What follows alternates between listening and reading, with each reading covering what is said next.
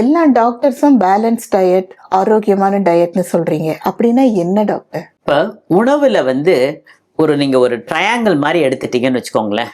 அந்த பேஸ் இருக்குல்ல, அந்த பேஸ்ல கார்போஹைட்ரேட் இருக்கணும். இந்த கார்போஹைட்ரேட் என்ன?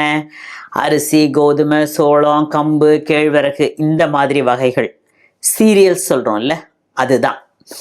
இது நமக்கு 40லேருந்து 60% நம்ம வயசை பொறுத்து, வேலை செய்யறத பொறுத்து இருக்கும். இப்போ நீங்க நிறைய வேலை செய்யற ஆளு, சின்ன வயசுனா உங்களுக்கு 60% வரைக்கும் எடுக்கலாம்.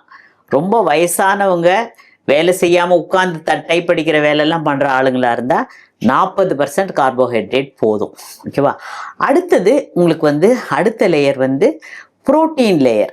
இந்த புரோட்டீன் லேயர் நம்ம சாப்பாட்டில் ஒரு 15% இருக்கணும். வெஜிடேரியன் புரோட்டீன், நான் வெஜிடேரியன் புரோட்டீன். நான் வெஜிடேரியன் புரோட்டீன்னா சிக்கன், ஃபிஷ்ஷு, எக்கு. இந்த நான் வெஜிடேரியன் புரோட்டீனில் ரெட் மீட்டு, ஒயிட் மீட்டுன்னு சொல்லுவோம். ஒயிட் மீட்டெல்லாம் எது? சிக்கன், ஃபிஷ்ஷு, இதெல்லாம் பார்க்குறதுக்கே கொஞ்சம் ஒயிட்டாக இருக்கும்ல. ரெட் மீட்டுங்கிறது பீஃப், போர்க், மட்டன், இதெல்லாம். So white meet is better then red meat. Red meat சாப்பிடக்கூடாதுன்னு இல்லை, கொஞ்சம் குறைவாக சாப்பிடணும். வெஜிடேரியன் புரோட்டீன் அப்படின்னு பார்த்தீங்கன்னா பருப்பு, பயறு, கொட்டை. ஸோ இது கட்டாயம் ஃபுட்டில் ஒரு 15% இருக்கணும். அப்புறம் வெஜிடபிள்ஸ் அண்ட் ஃப்ரூட்ஸு 15%. ஸோ இப்போ நீங்கள் ஒரு 50% செரியல்ஸ் எடுத்துக்கிறீங்கன்னு வச்சுக்கோங்க.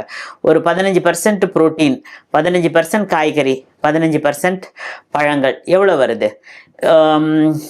45 ஆயிடுச்சா? 45 + 50 வச்சுங்கன்னா 95. மீதி ஒரு 5% தாங்க ஆயில். அந்த ஆயிலுமே இயற்கையாக கிடைக்கிற ஆயில் போதும். நீங்கள் நல்ல எண்ணெயில் வறுத்தெல்லாம் சாப்பிட்டீங்கன்னா ஆயில் கண்டென்ட் ரொம்ப ஜாஸ்தி ஆகிடும். ஸோ அந்த டாப் மோஸ்ட் 5% தான் நீங்கள் அந்த ரிஃபைன்டு ஆயில், ரிஃபைன்ட் சுகர் அந்த மாதிரி யூஸ் பண்ணிக்கலாம். இதை ஒரு பிளேட் மூலம் இமேஜின் பண்ணிக்கணும்னு வச்சுக்கோங்களேன். ஒரு பிளேட் எடுத்துட்டிங்கன்னா அந்த ஒரு பிளேட்டில் 1/4 கார்போஹைட்ரேட்டு, அதாவது அரிசி, கோதுமை, அந்த மாதிரி 1/4, அதாவது 1/4 பகுதி புரோட்டீன், 1/4 பகுதி வெஜிடபிள்ஸ், 1/4 பகுதி ஃப்ரூட்ஸு. இதுதான் ஹெல்த்தி பிளேட்டு. ஸோ இந்த மாதிரி 3 வேளைக்கு சாப்பிடணும். நான் ஒரு வேளைக்கு ஹெல்த்தியாக சாப்பிட்டு ஒரு வேளைக்கு நான் ஜங்க் சாப்பிட்றேன்லாம் சாப்பிடக்கூடாது. 3 வேளைக்கும் இந்த ஹெல்த்தி மீல் பிளான் வச்சுக்கணும். இப்போ ஹெல்த்தி மீல்னாலும் அளவுக்கு அதிகமாக சாப்பிட்டீங்கன்னா அதுவும் தப்பு.